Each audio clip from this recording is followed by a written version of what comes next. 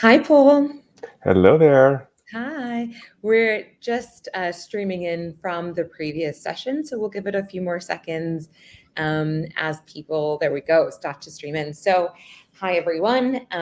We are really lucky to have Paul Zak on the call with us. Paul is the CEO of Immersion Neuroscience, and today he'll be walking us through the topic of AI plus wearable neurosensors equals flourishing. So, Paul, take it away. Thanks so much, Tasha. Hi, everybody. Great to be back this year. One of the issues that has been concerning me for quite a while is the amazing increase in mental health disorders that affects us at work, that affects us at home. And when we look at, for example, the US just fell below the top 20 ranking for the happiest countries in work coming out of Oxford University. So we seem to have a happiness deficit. So how do we resolve that? And surprise, there's a solution for AI in here. So let me tell you about what we've been doing and tell you how we can improve this deficit. Let's see if this is all going to work beautifully. So I happen to live in one of the only regions in the world in which people regularly live past 100. This has been called blue zones. I live in Loma Linda, California. And it's a blue zone because it's a company town, and the company is run by a religious institution in which they're vegetarian, they don't drink, they don't smoke, and they're in service professions. So it's a self-selected bias like all these blue zones are. So what do you need to do to live longer, happier, and healthier? Based on these findings from blue zones and lots of other research out of my lab. Eat well, sleep well, get enough exercise, and have rich social relationships. So the first three are easy to measure and have been known for a long time. What does it mean to have a rich social relationship? I mean, rich compared to what? I don't know what that means. And so we, over the last 20 years, my academic lab worked on trying to quantify neurologically what it means to have a rich social relationship. And this is important because the things that are killing us today versus 100 years ago are increasingly diseases associated with aging. And among those include a variety of depressive disorders. So 100 years ago, what killed us were basically infections, heart disease and cancer was still in there. This, I think, is a better graph. This has been called deaths from despair. So suicide, alcohol, and drugs. Look at that, peaking up after 2010, but even starting in the 2000s. This to me is a problem that we need to face, and it's a problem both from an individual perspective, from an organizational perspective. If we lose people who are working, that hurts businesses, but also from a societal perspective. These are people who we are suffering, who are suffering, who we're not helping. And indeed, the World Health Organization, the U.S. Surgeon General, and many other services have looked at the importance of what I call emotional fitness. So I don't like the word emotional wellness. Wellness sounds like either well or unwell. It turns out that you can build up your emotional fitness just like you can build up your physical fitness. I'm going to tell you how we are doing that now. And indeed, these mental health disorders may cost, at least even the U.S., about $1 trillion annually. So we're wasting a ton of money. We have a lot of suffering, and we have real societal ills we need to address. So let's ask people. For example, this lovely employee at work who's coding away. How are you feeling?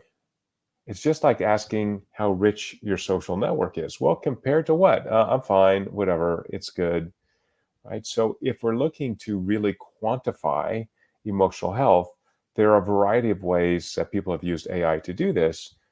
From our work, we always want to get to first principles. And first principles are, is your brain getting enough social emotional interaction to indeed show that you are engaged in life? So emotional fitness does not mean avoiding stress.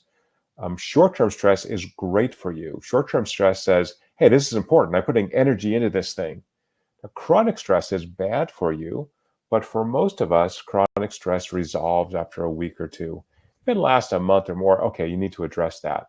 But for most people, they have short-term stressors, but what they're missing is a measure of actually thriving. Am I actually fully engaged in life? Am I expending metabolic energy to really do the things that give me the most value? And to do that, we have to know what the brain values. This is the work I've been doing for many, many years. And this valuation network in the brain I call immersion. Immersion is a combination of signals that capture how the brain assigns value unconsciously to the experience we're having second by second. So this is data that we can pull at 1 second frequency from the brain continuously. And the magic and the tech we developed is that we can get these data from smartwatches and fitness wearables. So it's a totally scalable ability to monitor your own emotional fitness. And it turns out that these peak immersion experiences, really super valuable social emotional experiences at work, at play, at home, not only give us a lot of social emotional value, but they also induce neuroplasticity. So they change pathways in the brain, allowing us to be more open and more emotionally connected to other people. So this is the sense in which, by having these peak immersion experiences, we are able to build our emotional fitness, right? And this image from my lab actually shows the activation of this network. Those bright spots are areas of highest activation when people have these peak immersion experiences.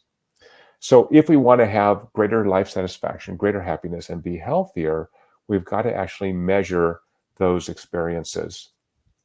So 2017, I launched a platform to measure immersion. And in mid 2023, we hit version 1 of an emotional fitness app. I'm going to give you a QR code. It's free. You can try it yourself. That integrates with your calendar and will automatically tell you if you're having a good time or a bad time. That's the smile you see on that screenshot from my phone. And which parts of your day are giving you the most value, objectively, neurologically. Now, this is 1 second frequency data collected 8 to 10 hours a day, every day. So there's a technical word for this much data called a shitload of data. So the question is, what do you do this? And it's particularly important as we launch V2 of this app in September, that will include more wearables, more operating systems, and have a broader appeal. So what we've shown in the last couple of years is that when we average these data to be hourly data, that those hourly data are in fact a random walk. So they're inherently unpredictable. They produce random walks are non-predictable time series. But when we apply machine learning to these data, we can accurately predict people's mood and energy with between 98 and 99% accuracy. This is using an ensemble machine learning model. So these are extremely rich data. And not only can we tell you your mood and energy today, in this paper, we've shown we can do this at least 2 days in advance with very high accuracy. And as we're getting more data, I think we'll extend that. So from the nerds in the audience, right, we have a random walk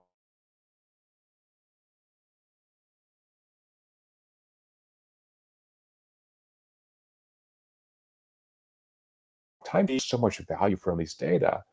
So what we're doing in version 2 of this app in September is we have built in machine learning so that the app learns about you as an individual and gives you goals, just like steps. We have a ring to close every day to be emotionally fit. We have trained a large language model to learn about you and give you proactive advice on how you can actually improve your own emotional fitness. So for example, your next meeting with Bob is typically going to be stressful. Try a 5-minute meditation before you're going to that meeting. Awesome. That's great. Or number 2, your meeting with Mr. Smith is always great. Skip the coffee. This is going to be a great meeting. So you can prepare yourself in advance to weather those highs and lows in your emotional states that impact our emotional fitness and our ability to really flourish as human beings. So this is the enterprise interface. This is being used by corporate wellness programs and health insurers. And if you look at those folks in the lower left quadrant, So the y-axis is immersion. That's the value that people are getting from the experiences they're having. And this is data averaged over the last month. Actually, this is from my company. And the right is our physiologic measure of safety. Are you comfortable in this environment? So people are lower left quadrant are feeling unsafe, and they're not able to expend that metabolic energy to really thrive. They're just withdrawn, so they're not doing very well. So the first thing you've got to do to create an environment where people thrive is to establish psychological safety. You want to reduce the number of people in that lower left quadrant with low psychological safety. And then second, I think from a work perspective, really find what you love to do. So it's the same screenshot, and I've just highlighted two individuals who over the last month are killing it. They are having the best time of their life. Their immersion is super high, their safety's high. These are amazing individuals. Of course, most people are going to be in the middle, moderate immersion and moderate safety. That's fine. It's going to be a normal distribution, kind of a bell curve. But finding out what you love to do, what parts of your personal life, your professional life give you the most value, that's where the AI really shines, where we're able to guide people towards doing what creates the most value for them, which is also what creates the most value for organizations. And indeed, we find this when we look at emotional fitness. We find employees have greater job satisfaction. This is the people in the upper quartile of immersion. We find that organizations are more profitable and people are more satisfied with their lives outside of work. So again, these are individuals, these are employees who collected data while they worked. And this is really where we want to be, is to allow individuals to build that emotional fitness, avoid the suffering, the cost, and the external effects from these anxiety disorders, the implications for families, for organizations. Version 1 is iOS only. You can try it for free. Here's a QR code for that. We support for version 1 4 variables. That is Apple Watch 5 variables. Whoop, Polar, Scotian, Cuspo. The last two are $30 wearables you can get on Amazon. They're wonderful. So I think it's really important that we think about these two ways of using AI to improve emotional fitness. The first is giving people goals to build their emotional fitness. And the second is, again, using machine learning. And the second is using a large language model to learn about you as an individual and give you guidance that will help you build your emotional fitness every day. You can find more about me at my recent book, Immersion. I've written a couple other books as well. And we have a few minutes for the questions. So I'm going to put that QR code back on the screen and then ask people to ask any questions they like.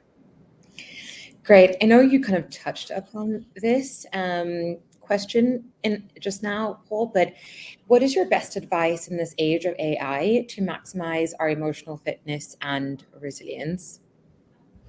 Yeah, I'm a really big believer in the do not do list, right? So once you know what gives you value and what gives you high value and what gives you low value I'll call frustrating moments, right? It's really saying no to those things. What we find, Natasha, is that experiences that include a social component always have more immersion. So, first of all, avoid those things that frustrate you, whether using our technology to measure it or just intuiting it yourself. And number two, do stuff with people, right? So, we had a client just this morning. I was replying to an email who said, "Hey, I was at home listening to jazz and my immersion was really low, but I love jazz." Like, yeah, you're relaxing after work. It's not a peak immersion moment, but if you go to a club with friends and listen to that's a whole different ball game, right? That's a peak immersion moment that builds your emotional fitness. So really adding that social layer, which is hard with so many of us, work at home now. Yeah. You're the first person to tell me to go to the club. That's kind of what I got out of that. I'm obviously joking. What about privacy? Will my employees have access to my emotional data, or is it anonymized? Very good question. So employers will only see the anonymized data. They'll see, are we creating the culture where we have few people in that lower left quadrant, low immersion, low safety? And if we create changes, changes in culture, new programs, I'd like to see that people in the lower left kind of move up into the right. So it's a way to really assess the ROI from culture interventions. But your own data is only seen by yourself. We have built in V2 of the app the ability to share that data with 5 of your closest friends. And so for your friends, they'll just see red or green. So say, hey, Natasha's in the red zone. I can send her a thumbs up, a heart. I can send her a message, but I'm not going to see her data directly.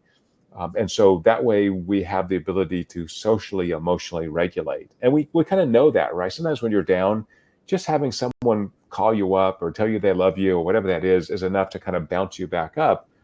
But sometimes it seems weird to do it. But if you have these, hey, I'm going to share my data with my 5 closest friends. Okay, great. So I can see if they're red or green, they can see the same thing on me. And just getting that phone call, that text message, in many cases is enough to improve your emotional health. Awesome. All right, we have a question here around how is the personalized advice validated? Does the app mostly suggest obvious changes, for example, like get more fresh air, meet with friends, go for a walk, etc.? How does that kind of advice section work, and how was that validated? Great question. So it starts out with population averages, right? So we're getting all these data on what changes people's emotional fitness. And then after 2 weeks, that general advice becomes more specific advice because the app links to your calendar and that LLM will learn about you as an individual. It'll give you specific advice of things you have done. So in particular, when you have a peak immersion moment or a big immersion trough, so really great experience or really bad experience, 10 minutes later, the app will actually ping you and say, hey, can you write down what happened in a couple words? And that actually helps specialize the LLM so that, first of all, you make the unconscious conscious. These signals are deep in the brainstem. We're not consciously aware of them. But if we prompt you, hey, what were you doing 10 minutes ago? That was a sucky experience or that was a fabulous experience. Then you can note that so you can make that conscious. And then that data is used to train your own LLM. Got it. All right, we have another question here around how can we get better health insurance coverage for immersion mindset training and immersion devices? Is work being done by anyone in the US to help with coverage for our seriously declining mental health? Great question. So we are in talks with several health insurers to reward people for building their emotional fitness. And I think that's going to be the next wave of a proactive way to help people live happier and healthier lives. And you should be rewarded. If you're rewarded for taking 10,000 steps, which is sort of just a made up thing anyway, we should certainly reward you for building neurologically your emotional fitness. So we're working very hard on that. Got it. We have another question here that I'll like flesh out. The question is, are you tracking remote workers? And is there, I guess, a difference between like remote workers versus workers coming to work in person, for example? So yeah, are you tracking remote workers? Yeah, we have, so again, we're software, so I'm not doing anything, but we have organizations that use our technology to compare remote workers to in-person workers. So there's no easy answer to this. So it turns out it's complicated because humans are complicated, the world's complicated. In general, as I said earlier, if you're physically around other humans, your immersion tends to be higher. But there's a self-selection towards people who want to work at home that have maybe family near them or children or dogs. So it's not always work in the office better, work at home bad. It really depends on the individual and the individual environment. And that's why I think having those prompts, if you're working at home and you are, say you live alone, you're by yourself and you don't go in the office, although you could, having that prompt to say, hey, you should go in once or twice a week because your immersion is always higher in the office can help kind of modulate that for particular individuals for which it's valuable. Wonderful. All right. Well, there are a couple more questions, Paul, but because we have 30 seconds left and I don't want the system to cut you out, I think we're gonna stop it here. A huge thank you. Super interesting talk, which was mirrored in the chat. To the rest of the folks on this call, you will see a button flash up in a couple of seconds that will then redirect you to the next talk. But thank you so much, and we'll see you at the next session. Thank you, Paul. Thank you.